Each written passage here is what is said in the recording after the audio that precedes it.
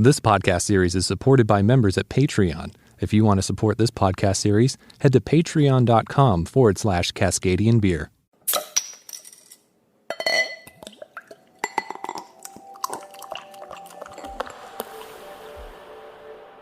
The brewing industry is all about community, and what better way to catch up with everyone than at the Great American Beer Festival.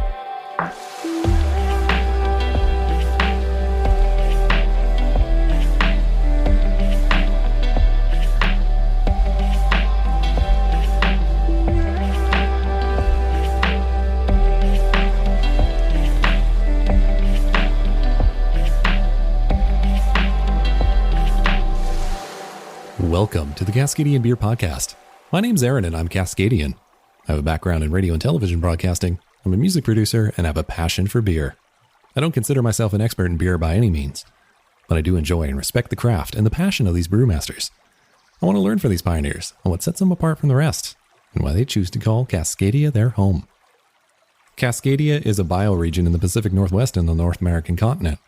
It is made up of the U.S. states of Washington and Oregon, as well as the Canadian province of British Columbia. In this podcast series, I profile the unique breweries of Cascadia, a region that has a strong presence on the international beer scene. On this episode, I've traveled back to Denver for the Great American Beer Festival 2018. This is my second time attending the festival, and I was really looking forward to catching up with friends of the podcast from Cascadia, as well as those that I'd met last year while attending. And of course, meet new breweries and new people along the way. I wanted to start this episode off by getting a clearer picture to the craft beer industry in the past year.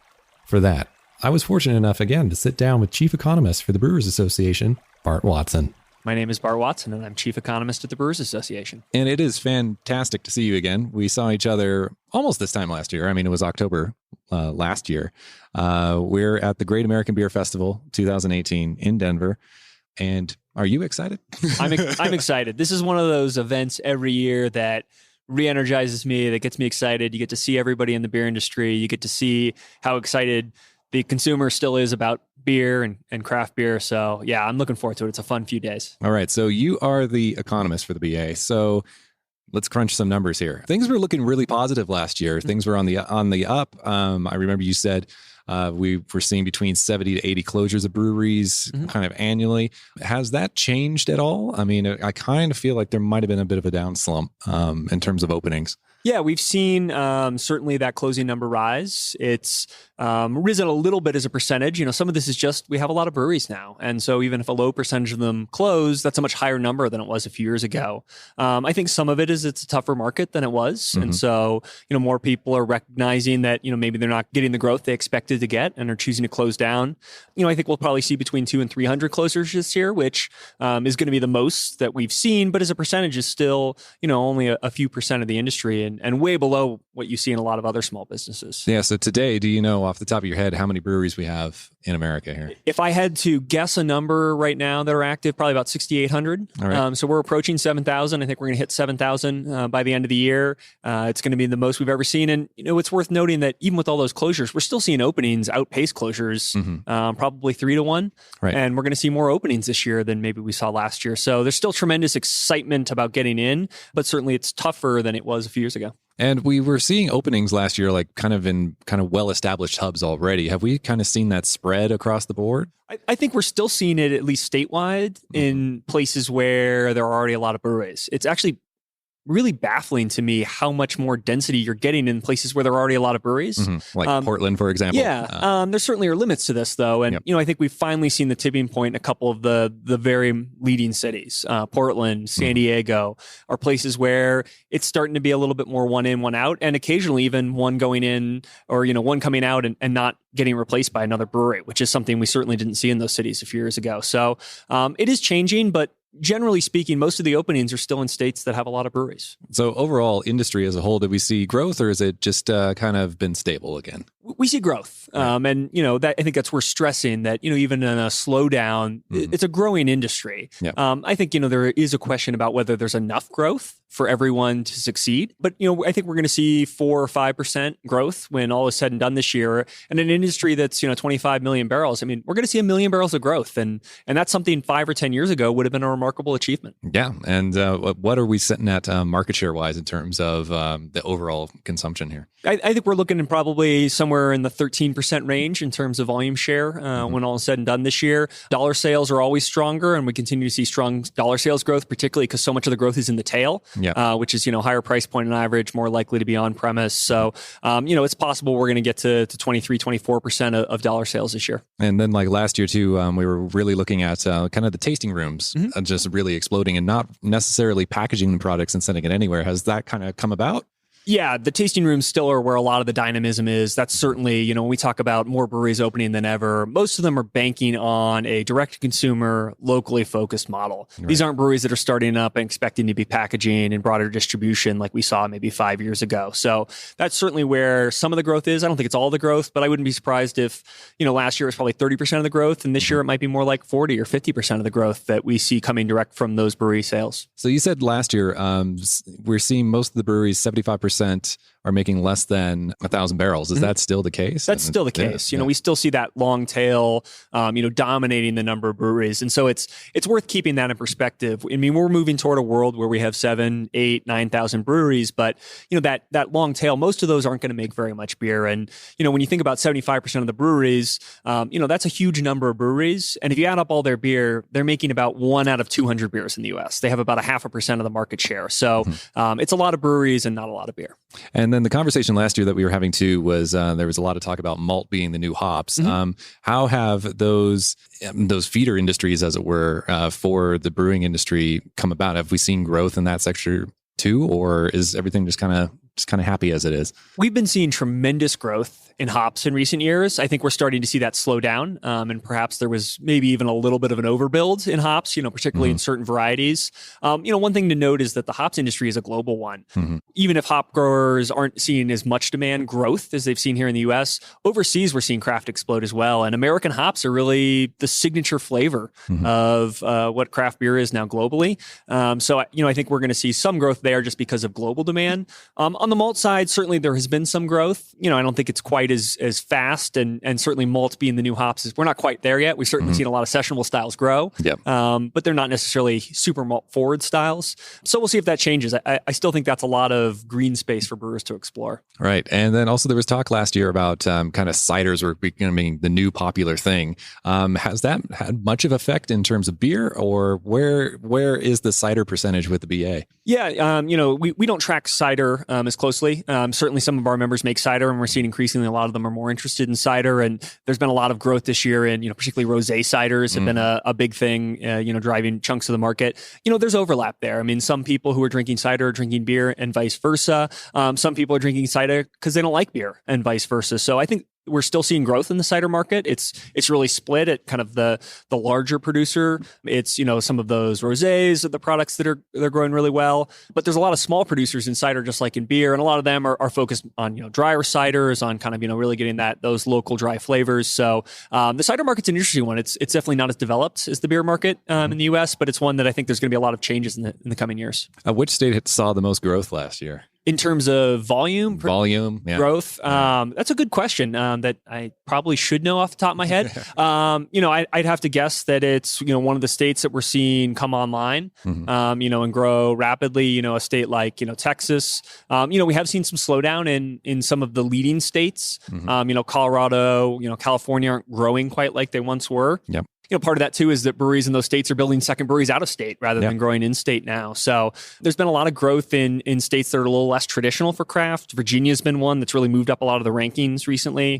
North Carolina's seen a ton of growth just because of the second breweries. So that might be the one that has had the most production growth just because second breweries are opening there. And if I recall off memory, both those states, Virginia and North Carolina, took home a lot of medals last year too. So, it's really seems to be happening over there. Yeah, both of those are states where there's been a conscious push by the state to develop the industry, but they're also ones where there's a really dynamic industry. It's not, it's not just state driven, but there's also that consumer pull. People are excited. You're seeing the industry develop. So, one of the things that has been excited is, and I'll contradict myself from earlier, is that we have seen some new places really pop online, and craft isn't just the California, Colorado, Oregon, Washington, Vermont, handful of states, and there's tremendous growth in New York, which has been a state that's kind of been a sleeping giant for years. So we're seeing lots of places, really start to develop. And if craft's going to get growth in the coming years, it's going to be those places, more so than leading states that really drive it.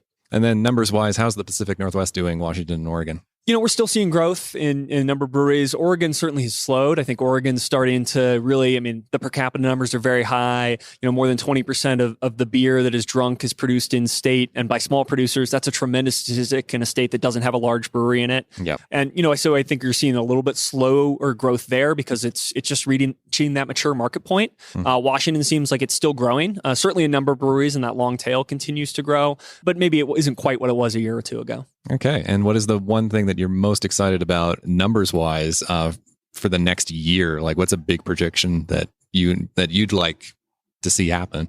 What's a projection that I would like to see happen? I always like to see, a high success rate. I'm not sure that we're going to see that success rate stay as high as it has been just because it's a more competitive market. I'm excited to see the consumer demand for at the brewery sales continue to grow and watch that. That's probably the number I get most interested in every quarter is the TTB premise use number, seeing how that's growing. Because for so many of these breweries, that's really where they're going to make it or break it. If they can continue to get consumers excited, have high service quality, have high beer quality, and get them into their tasting rooms and get those margins, that's where most breweries are going to succeed or fail. All right. And the festival hasn't even started yet. So is there a particular thing that you're excited about upstairs that you're going to check out once we get the doors open here? Every year, one of the things I'm most excited about is just to be surprised by, what are the styles that suddenly weren't on my radar and you start seeing lots of breweries have. It's often a really good leading indicator of what's going to be big. Yeah. So I'm interested to see what people are bringing that, maybe they weren't a year or two ago. Yeah. There's lots of new things upstairs. First time ever, Colorado Convention Center is going to have food trucks in there. There's a whole bunch of areas that are redesigned. Buffalo Wild Wings is building a sports bar so I can watch the Stanford Oregon game on Saturday. That's not the only reason they're building it, but that's what I like to believe. I'll give you credit if you had a hand in making it happen. So that's going to be awesome. So it's the biggest space we've ever had. I think it's going to be awesome. I'm super psyched. All right, yeah, I'm hoping for more saisons this year. But I also think we're going to find probably a lot of brewed IPAs. Like that seems to be the fancy style at the moment. So. That'll be an interesting one to watch. It'll be interesting to see if brewed IPA has spread geographically. Certainly that's a style you see a ton on the West Coast and, starting to be in Colorado. But that's a great indication of has that style spread to breweries in Ohio? Has it spread across the country? And that can really be a good sign that, this is going to be something that's to watch in the coming years. And then plus I just want to be surprised by, I didn't think that you could do that. And you did it good. Yeah. Yeah, exactly. Well, thank you so much. Really appreciate it. Yeah, wonderful. Thanks for having me. Thank you so much to Bart for his time. Now, the festival's getting started, and I just wanted to reflect again on what the Great American Beer Festival is and how we got to where we are today. Full recap of the history. You can check out my previous episode on the Great American Beer Festival from last year at Cascadian.beer. But for a quick recap on the festival, I spoke with the director of the Homebrewers Association. Gary Glass, director of the American Homebrewers Association. And how important is the American Homebrewers Association to GABF? Like, what is the relationship? Well, the American Homebrewers Association started the GABF, so it's pretty important. Yeah, all of this came from homebrewing. Charlie Bazian started the AHA in 1978. 3 years later, he started the Great American Beer Festival. So it was really a bunch of homebrewers who got the breweries from all across the country together. It's like the first time this happened in the United States where the breweries were together in a beer festival, and then it's expanded into what you see now. And part of the competition is the Pro-Am. What exactly is the Pro-Am, and what role does that play in the competition? So the Pro-Am is members of the American Homebrewers Association who have won awards in competition. Breweries scale up those recipes and produce them and then enter them into the competition. So it's a collaboration between homebrewers and professional brewers making beer and then entering it into the Great American Beer Festival. So we award medals to both the home brewer and the professional brewer for those that win the competition. So if somebody was wanting to get into some, just get into home brewing, where are some good resources that you can direct them to?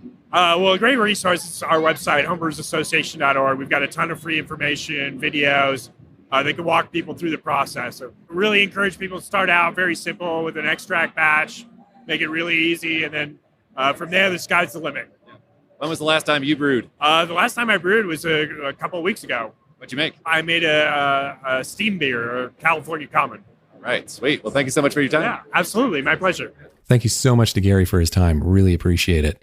Now the festival's underway, so I just wanted to hit the floor and see what was happening around at the Great American Beer Festival. My name is Patrick Harris. I'm the taproom manager for our mass production facility at Breakside Brewery in Milwaukee, Oregon. And I also manage at one of our new tap room downtown at Slaptown. And so Breakside, I mean, you guys have expanded a lot in recent years. Yeah, it's pretty exciting. Last year, we kind of got, I think our barrelage was 24,500 barrels. This year, we're going to knock on 30.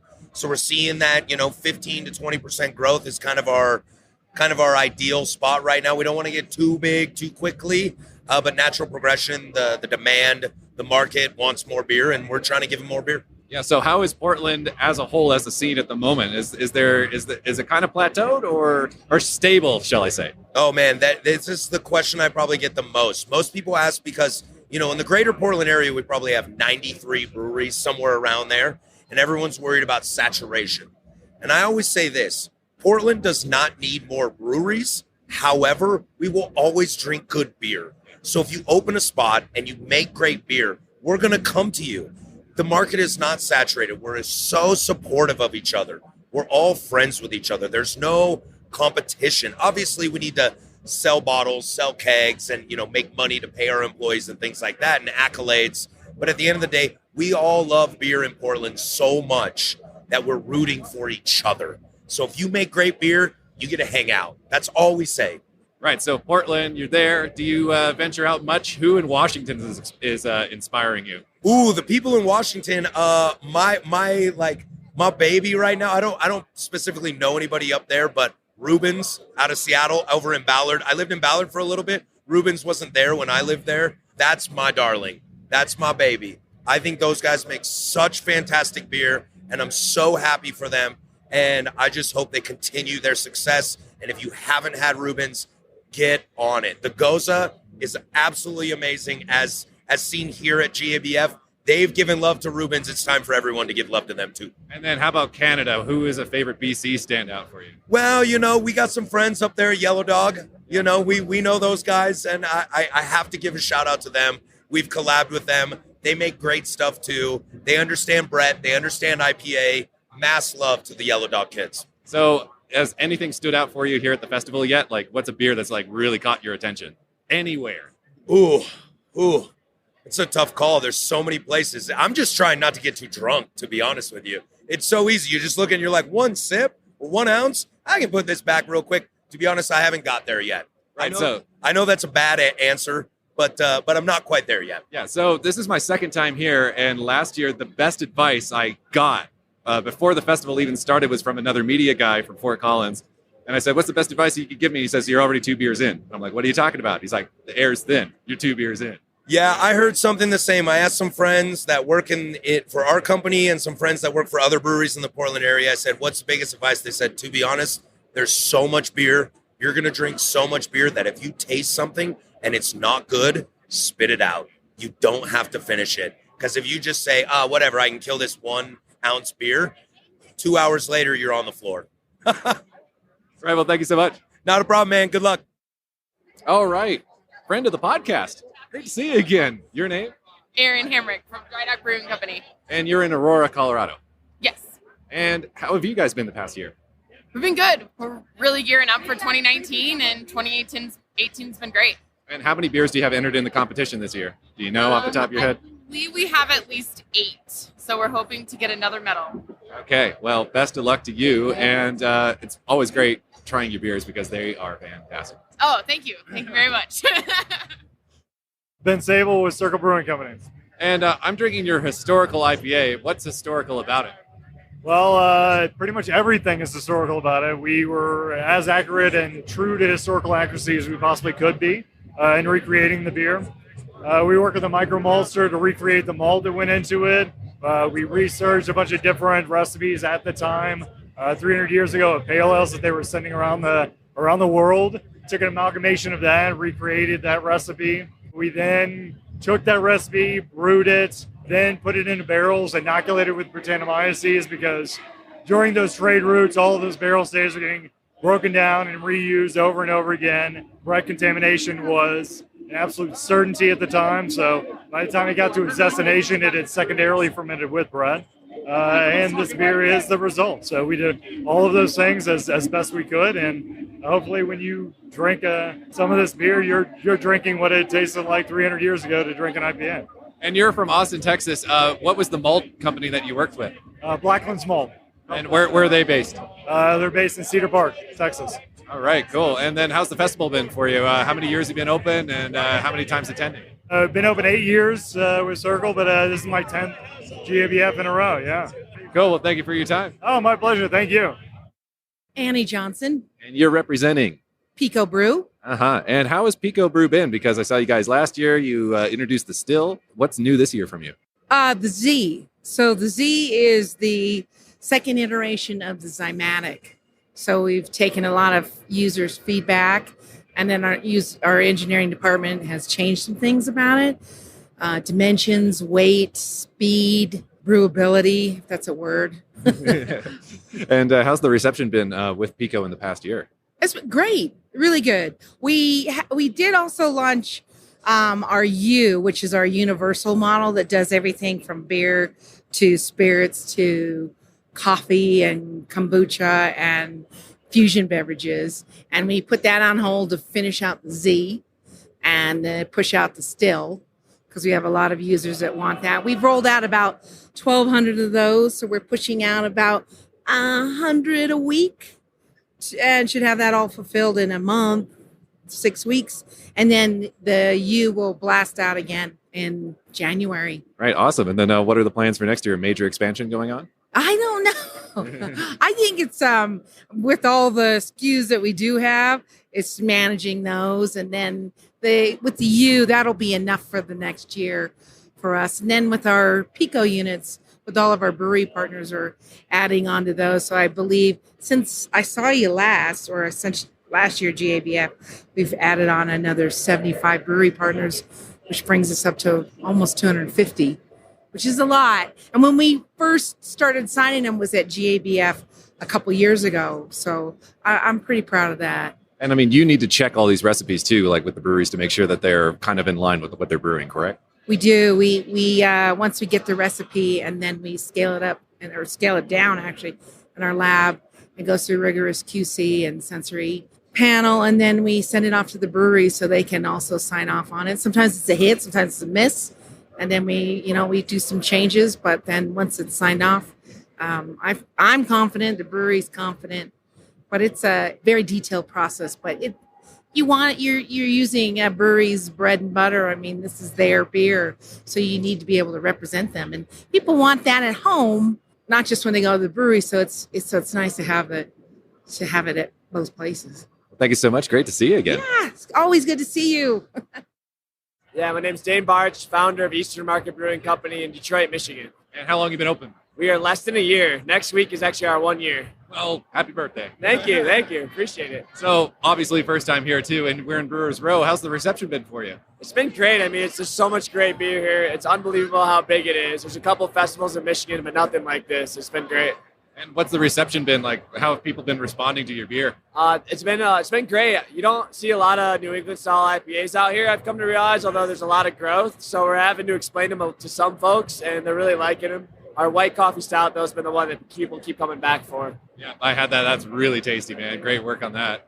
So my favorite question to ask is, how did beer find you? Oh, man, it was a long journey. We actually found an old building in Eastern Market in Detroit that we wanted to bring back to life. And there's a long brewing tradition in Detroit. And so we thought we'd bring the two together and start a brewery. One of my other founders is a homebrewer, so he brought his passion in and started the brewery. All right, great. And how can people learn more about you? Come to our website, easternmarket.beer, and they're on Instagram and Facebook. Sweet. Thanks so much for the chat. Yeah, thank you. Appreciate it. It's not just breweries at the Great American Beer Festival. In fact, in that previous segment, we heard from Pico Brew, and there's a lot of other great opportunities and great industries represented at the Great American Beer Festival. And with that, there's the media coverage. So I spoke with some fellow media types like myself. Eric Beist. I am a hop storyteller for Hopstories. Right, and how long you been coming to do the Great American Beer Festival? This is our second year here. Definitely learned a lot and been having a great time drinking some good beers and seeing some good friends. So what stood out for you during the festival? Well, it's every year it's kind of this crazy party where there's tons of good beer. So it's really hard to pick just one beer that stood out. There have been a couple really big barrel-aged stouts that, start your night with something like that and kind of warm the palate up, and then maybe head to the sours. Speciation from Michigan, they're killing it. I made sure to hit them early, actually, because they were just out of beer last year every time I tried. And what is Hopstories all about? So we do video and photography for the craft beer industry, a little bit of marketing, some social media assistance, video. All right, cool. And how can we find you? You can check us out at hopstories.com or Instagram at Hopstories, Facebook /Hopstories. We're fairly active on Instagram, though. Sweet. Great to see you, Eric. Great to see you. So I'm at the Great American Beer Festival, and it's nice that you run into friends, especially Canadian friends. Who are you, sir? My name's Tim LaHaye, and I am the craft tourist on Instagram. Right. And what is it that you do? Well, you know what? I love to hike mountains. I love to travel, and I love to drink and showcase BC craft beer. But traveling the world and experiencing the craft beer and the culture that exists, whether it be on the west coast of North America or into the mountains here in Denver, it's pretty exciting. There's a lot of breweries here, a lot of beer, and the exploring and the adventuring is what draws me here. Right. So this is your first time at the Great American Beer Festival, right? Yes, it absolutely is. And this is night 2. I saw you last night. So what are your impressions? There's a lot of beer here, Aaron. I got to say, I was a little overwhelmed when I was looking at the numbers and I heard 800 breweries and 4,000 beers. And I had that FOMO thing going on, fear of missing out. But when it came down to it, I figured if I didn't have a game plan and I didn't have a list of places that I had to make sure that I had, and I just took the time to take it all in and enjoy it and experience it for what it is, find the place with the short lineups, chat with as many people as I can, that, I leave here with a great experience. And so far, the game plan is being executed perfectly. So what have been some highlights for you? Because this is a chance for us to try some beers that we can't get on the West Coast at all. Well, today I did have something from Weldworks. Their Imperial Coconut was amazing. It was like 13.5%, and it had mouthfeel like a beer I've never had before. I almost felt like I was drinking pudding, but yeah, that one was delicious. I actually just enjoyed a quadruple IPA that weighed in at 15%. It was definitely a standout as well. I'm amazed that I couldn't taste as much booze in it as you would expect for a 15% beer. But really, it's for me. I'm going to walk up. I'll try some Gozes. I'll try some fruit beers. I'll try some Kolsch. I just had a delicious Kolsch.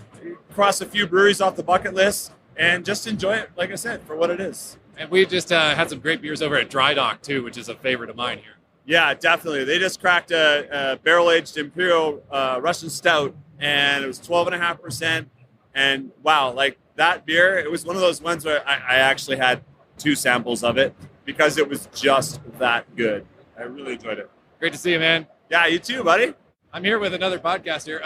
Who are you, sir? My name is Chris Lukey. I'm the host of Pubcast Worldwide, the show where what and where we're drinking is just as important as what we're talking about. And I know you're a podcaster because you touched my mic. Exactly. Yeah. No, I know the ins and outs of this, especially in a noisy environment like we are here in right now at the Great American Beer Festival. Right. So how's your podcast doing? Like, how long have you been running? So, yeah, good question. So I've been podcasting about 2 years now. I recorded the first episode on October 27th, 2016 in San Francisco. And now we're just about a month out from that. So almost at the 2-year mark. Right. And how's it going? Like, how's the response been? Response has been great. I mean, it's opening up a lot of doors. The unique thing about the show is I don't just interview brewers, I interview like musicians, B-list celebrities, interesting people, travelers. Really, whenever I'm traveling around the world, whether that's in Australia or London or somewhere in California where I live, I'm looking for the best bars and breweries to do an interview with unique people that have a great story. Right. And is this your first time here at the festival? Second time, actually. First time doing media here. Last time I was here just trying to get a lay of the land. And by get a lay of the land, I mean get pretty buzzed and have a good time. But it's a great event. I mean, we've got over 800 breweries here this year, over 4,000 beers. It's the biggest it's ever been. You can feel the energy. Like, we're doing this interview in like the middle of a crowd of people right now. Like, we're in Brewers Row, actually, where we're doing this, where you can meet the brewers. So has any breweries stood out for you so far? Ooh, wow. You know, one thing that jumps to mind, I'll answer this question two ways. So some of the changes I've seen this year with the Caskmates program with Jameson, where there's essentially an area specifically dedicated to barrel-aged beers. You know, when I come here, there are a lot of great breweries from across the country, but I always make sure I pick like 12 or so that I'm really excited about. Wren House from Arizona is at the top of my list that I haven't been over there yet. Night Shift up in New England's a great one. Some favorites from when I was living in Texas, like Eighth Wonder Brewing. There's just a few that jump out that I'm always really excited to see here at the show. All right, well, thank you so much for the chat. Cheers, man. I appreciate it. At the Great American Beer Festival, it is a wide range of people. New breweries that have only opened in the past year, others that have been around 5 or 6 years, and then there are the true landmarks in the beer industry. I'm Garrett Oliver, and I'm brewmaster of Brooklyn Brewery. And Brooklyn, you guys are quite an influencer because we get your stuff out on the West Coast a lot and really love your beers. So my question for you really is, where do you see the industry at the moment, and where do you think we need to go? Well, I think, we're in a moment of a great evolution where, if you were here 15 years ago, what you would have seen was something which was at least somewhat fringe. Now we see craft beer become the mainstream in a certain way. A lot of craft beer drinkers are still drinking industrial beers as well, but, we're becoming the norm rather than the exception. And I think that's a great thing. You're seeing a lot of evolution of whether you agree with the names or not, like IPA styles or things that people are calling IPAs, lots of sour beers, lots of barrel-aged beers, and really showing off the breadth of what beer really is. And if somebody was to open a brewery in this atmosphere now, what would be some advice that you could give them? Well, think of what it is that you really want to do and that you feel you can do better than anybody else, and then bring it and bring that and only that, because you're in a market with 7,000 other brewers. If you're going to show up, you'd better mean it. All right. Well, thank you so much. All right. My name's Robin Brower, soon to be Robin Wibby with Wibby Brewing. All right. And you mentioned that because last year you had a pretty big event here happen at the Great American Beer Festival. I did. We won our first medal. We took a silver in the Munich style Dunkel category, dark lager, and we won the silver medal for our Moondor Dunkel, and we got engaged on stage. At that moment, my fiance now dropped to one knee and proposed. It was a total surprise and life-changing paradigm shift in mine. So I stood up and clapped for you last year. So thank you so much. I don't think we stopped screaming for like a week. Yeah. So you're actually a Washingtonian, right? I am. I'm from the just north of Seattle area. I went to high school in Seattle. All right. And so what brought you to Colorado? The sunshine, the skiing, the climbing, mainly outdoor recreation, with just a little twist of sunshine on what Washington had to offer at the time. All right. What's your brewery all about? What do you guys focus on? We craft really tasteful, modern lagers. We do a traditional German style and approach. We lager in horizontal lagering tanks, but all lagers, no ales at all. And then how have you been received in your community? It's been really different. We've been actually, I think they always say one of the best forms of flattery is when people maybe take some of those ideas and incorporate them into their own breweries, and we are seeing a lot of that transition kind of happening in neighboring breweries of ours. They're starting to make lagers and radlers and dunkels, and so it is really exciting to see. We do a ton of IPLs as well, and it's a really nice twist, a clean approach to the IPA, and so really well received. So this is day 2. The awards are tomorrow. Obviously, you're not going to get engaged again, but like, how many beers do you have entered in the competition this year? We entered 6 in. We did a Pro-Am, we did a collaboration, and then we did 4 of our flagships. All right, and then do you want the Dunkel to get something again? Is that what you're holding out for? That would be awesome. It would be great to upgrade that silver to a gold. I think we'd be happy to take home anything. It'd be an honor, and it's one of the largest competitions. So for us, it's really nerve-wracking. I think we've had our tummies in knots all week. So Yeah, and I've tried a couple of your beers. They're fantastic, and it's great to chat with you. Thank you so much. Awesome. Thank you so much. My name is Paul Mahoney, and I'm the head brewer at Launchpad Brewery. And Launchpad is located out of? We're in Aurora, Colorado, out by Buckley Air Force Base.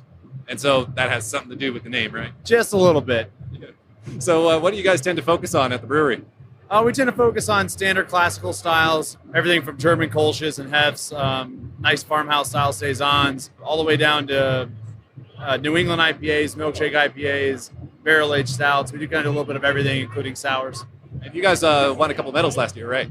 We won a medal at GABF last year for our Cherrywood Session Smoked Porter, and then we also won a World Beer Cup bronze for it as well. All right. The awards are tomorrow. How many beers do you have entered? We have 5 total in competition. We have 4 for the almost every brewery got 4 this year, but we have 1 in collaboration as well.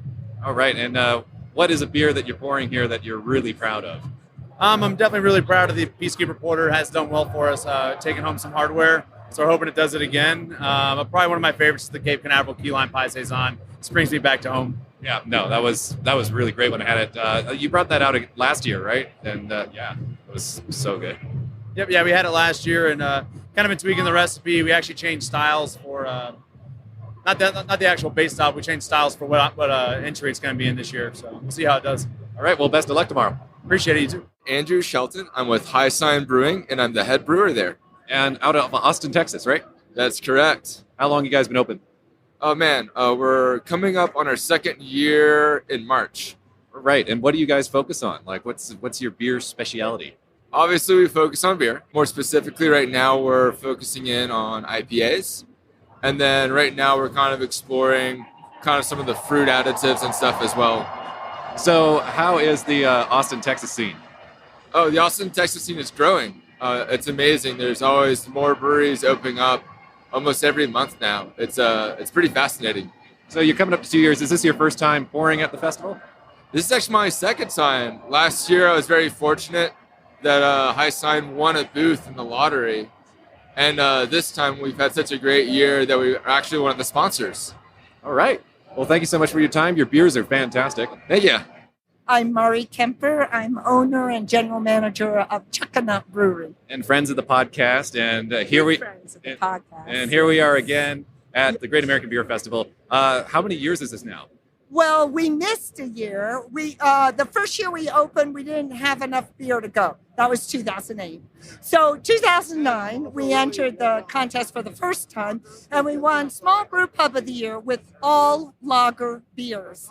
Nobody does that. So it was quite a feat. And then 2 years later, we were then a small brewery, and we won Small Brewing Company of the Year 2011. And then we weren't able to get in 2013 because we didn't sign up fast enough. And then that was the only time we've missed since 2009. So I think this is this is our 8th GABF. I think so. Yeah. Yeah. So somebody else is doing the math, not me. Yeah. So it's okay if I'm wrong. Yeah. It's So around. yeah. So how is the production facility going down in Burlington? Oh, yeah. We opened that facility, and we just moved 6 more tanks down from our Northmount location.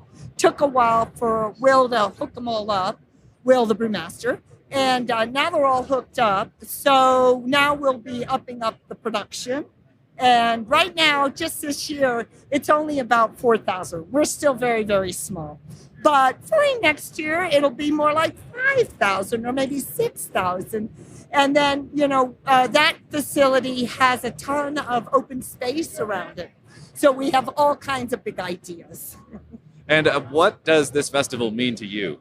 Well, we believe in the Craft Brewers Association. We believe that really craft beer in America would not be what it is today without their help. And so that's why we come as often as we can to the Great American Beer Festival, because we are supporting the Craft Brewers Association. We believe in them. We believe what they're doing is a great thing for craft beer in America. And this is night number 2. The awards are tomorrow morning. So best of luck tomorrow. Thank you very much. It's always a little bit nerve-wracking.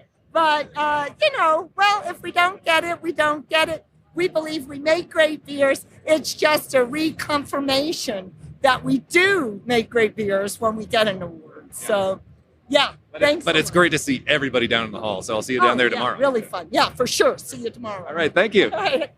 And I'm happy to report that Chuckanut Brewery won gold for their Dunkel and silver for their Helles at this year's Great American Beer Festival. Now, outside of the Great American Beer Festival, there's also the satellite events that are going on. Denver's a big place, and there's lots happening. But I was lucky enough to go to the Dogfish Head party that was happening at the Falling Rock Tap House. My name is Chris Block. I'm the owner of the Falling Rock Tap House. My business title is King. Right. But that's with a lowercase k, because that shows humility. Yeah, you're not in the eyes of the magistrate. No. Yeah. All right, so how long has Falling Rock been open? A little over 21 years. We opened up in the summer of 97. This is our 22nd Great American Beer Festival. Right, and what does Falling Rock mean to Denver? Well, I'd like to think it means that it's kind of like the epicenter for great beer. We don't brew anything. We just serve everybody else's stuff. We're a tap house. I've been involved in the specialty and craft brewing industry for 35 years. I decided to open up my own favorite place to hang out. And we're right next to Coors Field, too. So. Yeah, that didn't hurt either. We were really lucky to find this location. We're half a block from home plate for Coors Field, so we get some really good foot traffic for the baseball games. A lot of people who love baseball, love really good beer, and want to kind of get out of the kind of, quote, sports bar kind of mentality and whatever the cheapest beer thing is. They love coming in here before and after games. We get a lot of traffic with that. But the other thing that I built it here for is we're only about 15 blocks from the convention center where the Great American Beer Festival is held every year. It was kind of a nice way of getting both of those things because I just saw a need in this community because prior to us opening up, people's idea of what to do for Great American Beer Festival was to hang a banner out in front of their bar saying buckets of Sam Adams for $10. And I was kind of like, if I just put on some really cool beers, people will show up for that. Yeah. And they're not worried about just the cheapest beer that they can get a hold of. Because like tonight we're here, a special event. You got the tap trunk out in front. So. Yeah, I have my own draft trailer I put out in the parking lot. If you'll notice a noise in the background. It's Miles Davis's Bitches Brew is playing underneath the tent that we have put up here because we just turned on Sam Calagione's Dogfish Head Wood-Aged Bitches Brew, which just came out a couple of weeks ago. So we kind of centered the promo around this album and that beer. And so, are you officially a free house then? Yeah, we would definitely be like one of the ultimate free houses around this area. Right. So have you had something from every state on tap at one point, at one time in your existence? Not quite. There's quite a few states in the Southeast that we have not had represented. Let's see. We haven't had anything from Alabama or Mississippi. We have had Georgia.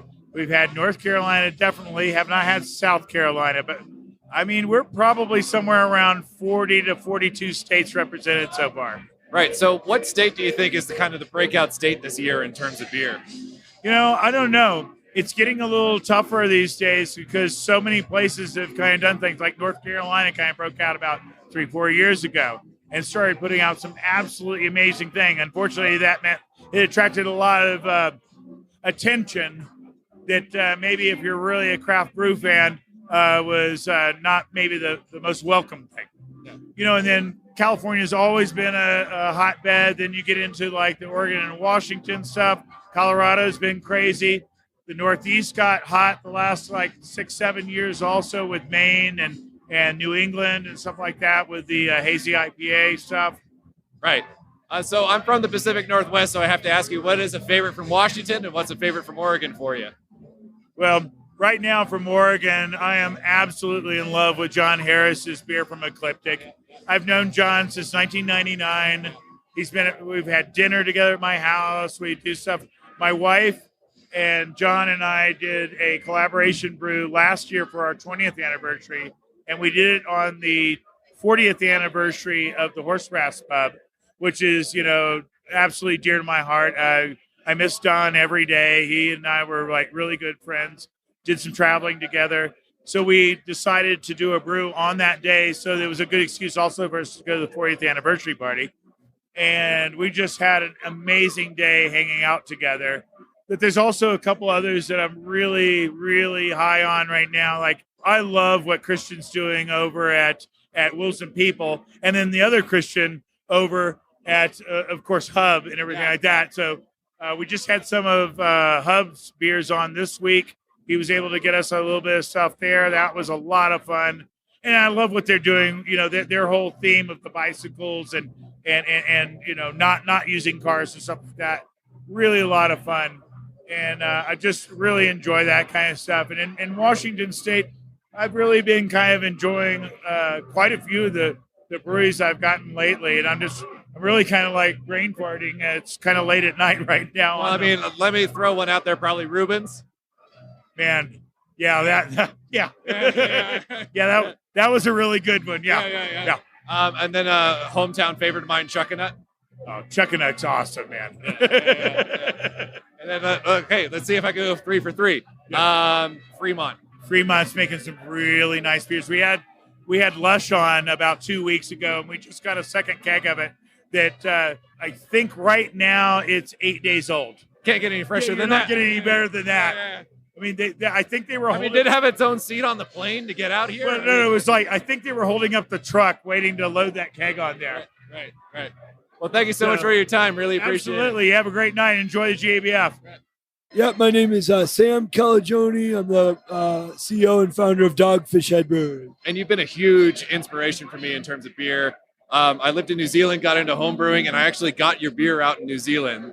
And we get it quite regularly on the West Coast because my hometown is Bellingham, and we get it at Elizabeth Station out there. Yeah. We get stuff really fresh from you. So I'm a big fan of your breweries. Thank you, Aaron. We're glad. We're proud of what we're doing at Dogfish Head. My question for you really is, where are we in the craft industry now, and where do you think we need to go in terms of growth to just even spread more awareness for the consumer? Well, in the U.S. right now, it's awesome that there's never been a better time to be a beer drinker or a beer maker. There's now over 7,000 craft breweries in America, and there's an amazing amount of creativity brewing outside the Rhine Heights about bringing culinary ingredients in, wood from the wine world in, which is wonderful, but also we have a challenge because wine and spirits are growing faster.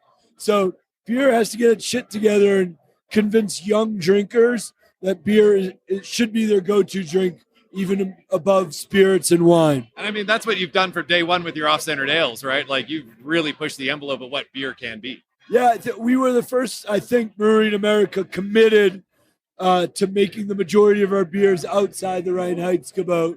That was in our business plan.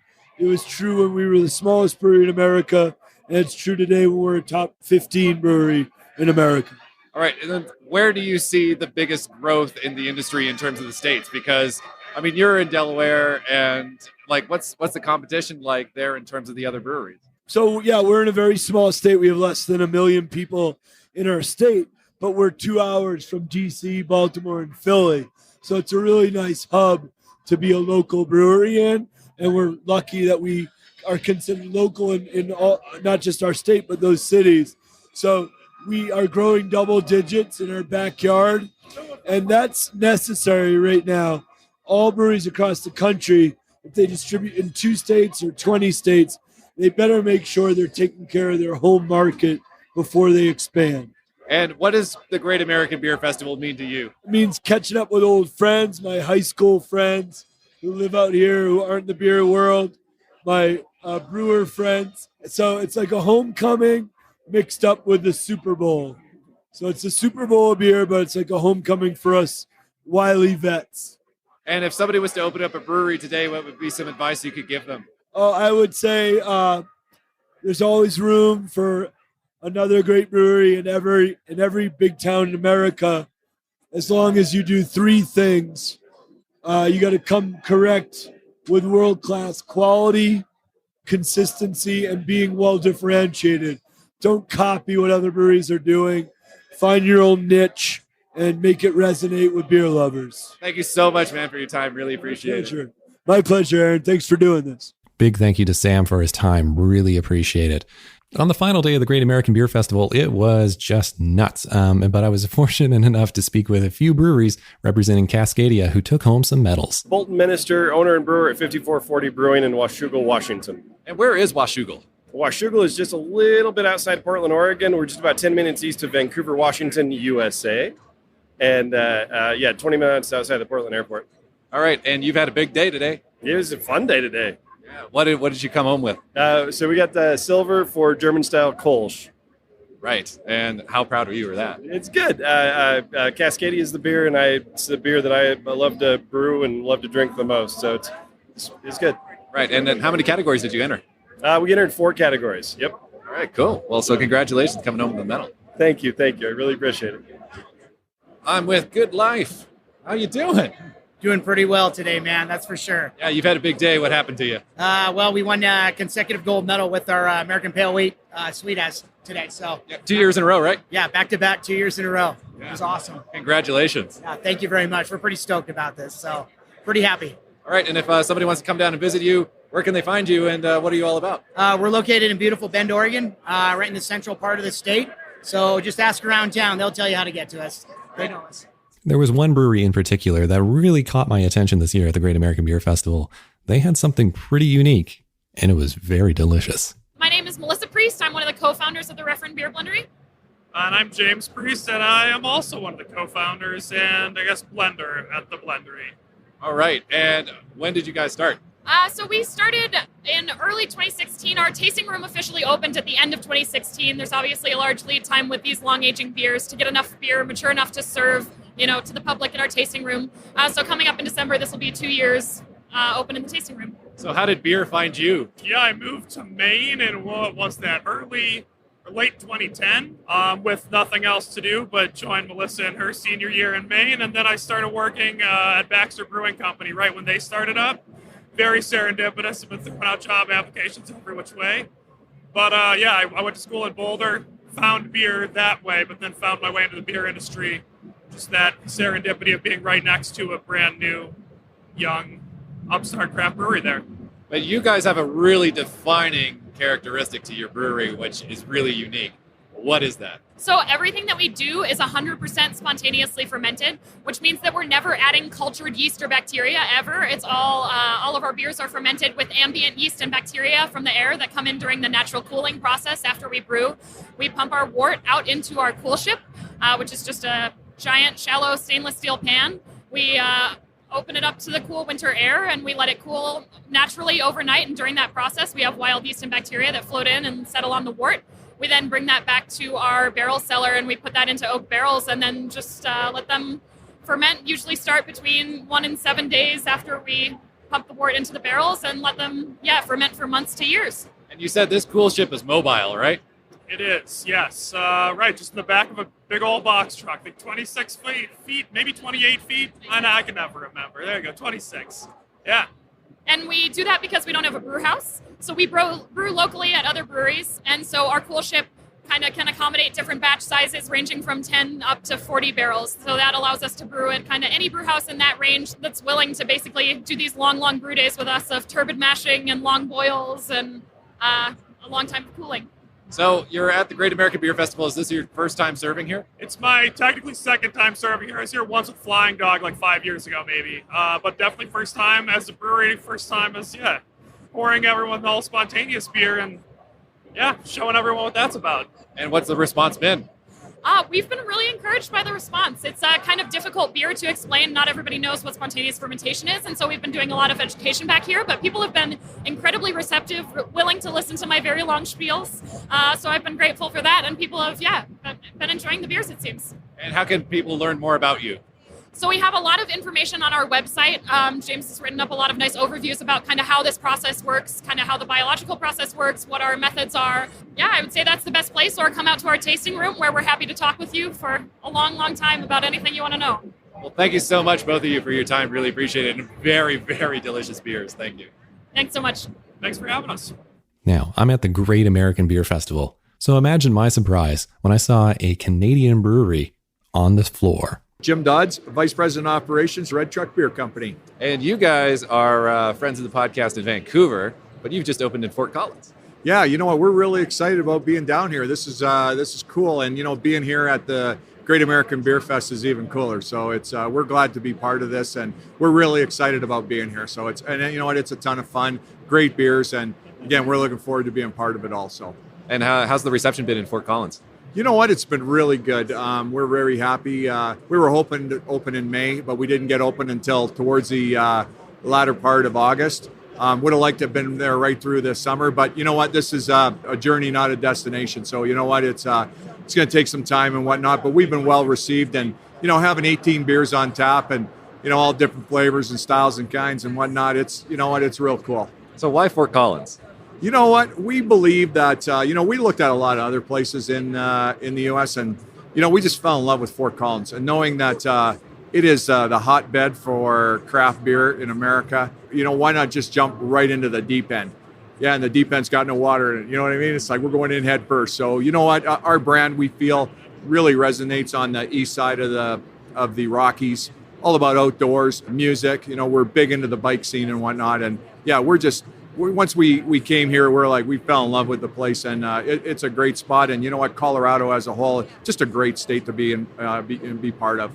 And this is the second night of the festival. How was the reception for you guys last night? Yeah, last night it was really good. It's we have our truck and trailer here, and it definitely stands out. And that's what we wanted to do, was create a little bit of an impact and let people know that we're here. So yeah, it was really good last night. We're really looking forward to tonight and expecting obviously there's a big crowd here tonight, and same with tomorrow. So yeah, we're really excited about it.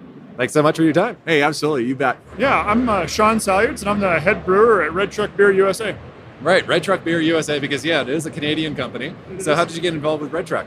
I actually worked for the company they were in the process of purchasing the brewery building from.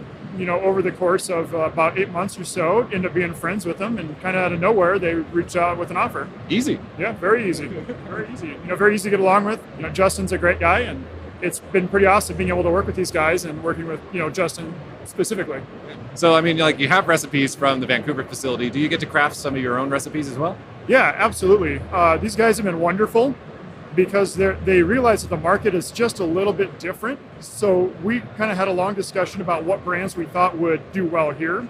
And we decided to bring those down so that there's some sort of continuity. But the other recipes are mine, designed for specifically the Colorado market, where I grew up and have been drinking beer my entire life. So you have a palate for it, yeah. Yeah, something like that.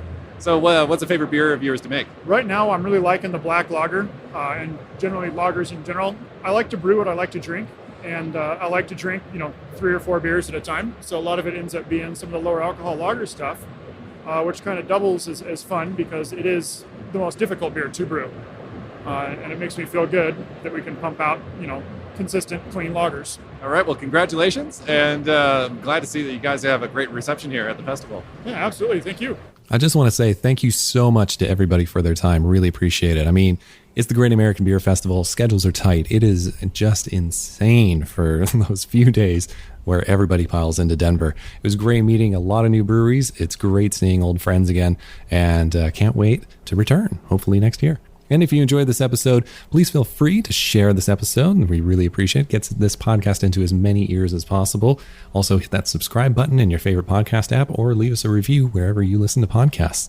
If you really like the show, we'd really appreciate your support by heading over to Patreon at patreon.com/Cascadian Beer, where you can support this podcast series for as little as $1 an episode. If you want to check out more episodes, including my previous episode on the Great American Beer Festival 2017, you can do so by heading to our website at cascadian.beer. And don't forget to follow us on our social media channels as well. On Instagram, I'm at Cascadian Beer Podcast, on Facebook.com/Cascadian Beer, and I'm on Twitter at Cascadian Beer. Thank you so much for listening. I really appreciate it. And I know this episode in particular was a little bit different, but thanks for sticking around. And until next time, remember, support your local.